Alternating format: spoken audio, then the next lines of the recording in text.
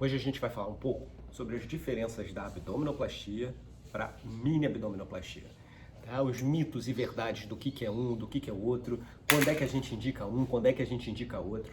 E eu quero deixar você bem claro para você agora poder saber essa diferença e saber se você tem essa indicação ou não. Bom, como eu disse, mitos e verdades.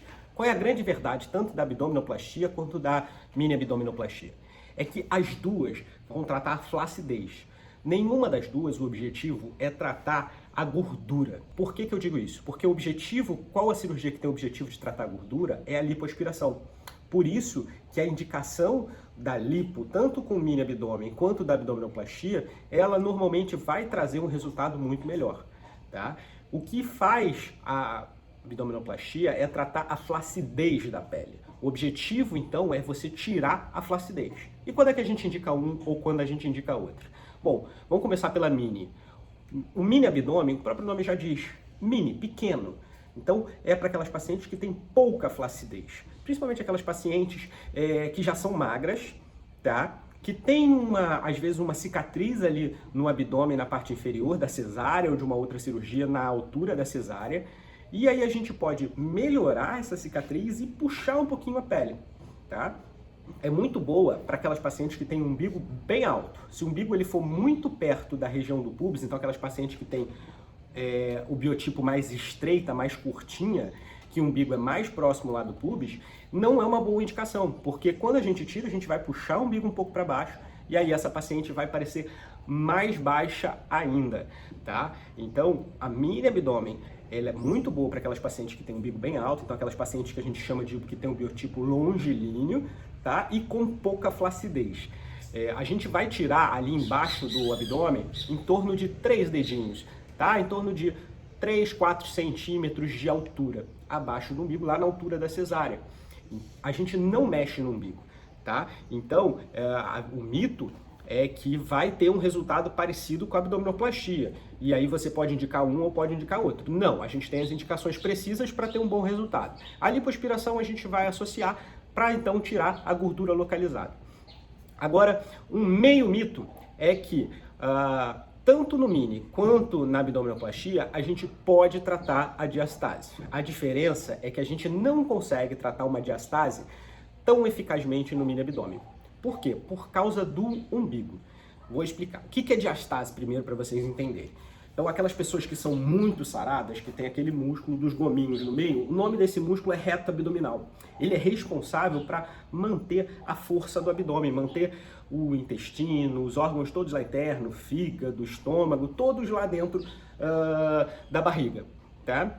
Quando a paciente engorda muito ou quando engravida, esse músculo ele tem que deixar o útero crescer ou deixar a paciente engordar, né? E o que acontece? Então, eu vou trazer aqui para cima. Então, esse músculo que nasceu coladinho um no outro, ele vai se afastar para dar espaço para o útero crescer. Quando o útero diminui, ele volta, mas ele não consegue mais colar um no outro. E aí fica um espaço entre os dois. Esse espaço vai fazer esse músculo enfraquecer. Então, ele já não vai conseguir reter as vísceras, os órgãos, lá dentro com tanta eficácia. Então, por isso que fica o aspecto de pancinha. Tem gente que tem mais diastase abaixo do umbigo, tem gente que tem mais acima do umbigo e tem gente que tem em todo o segmento, tá?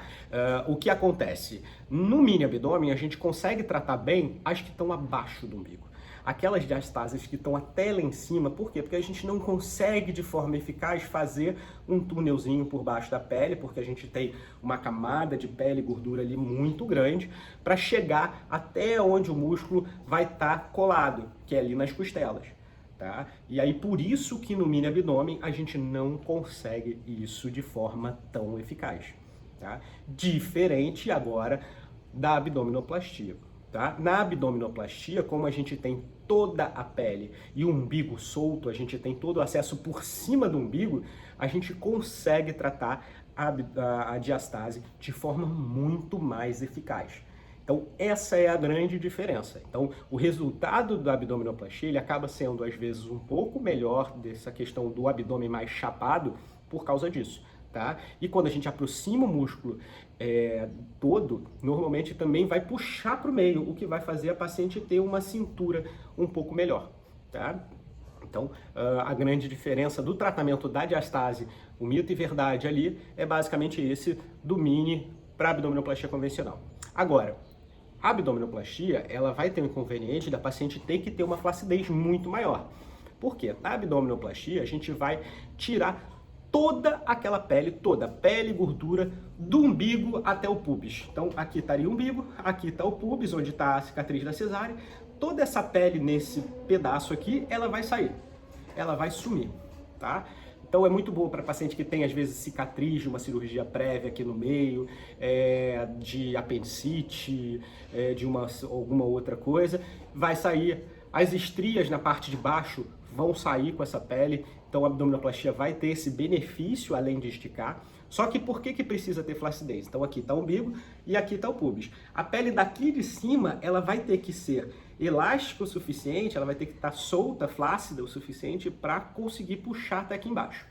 O umbigo é o seu. Na abdominoplastia não faz umbigo novo, tá? É muito raro os casos que a gente precisa simular o umbigo. Por curiosidade, ninguém gosta de cicatriz, né? Mas vocês já pararam para pensar que o umbigo, ele é uma cicatriz?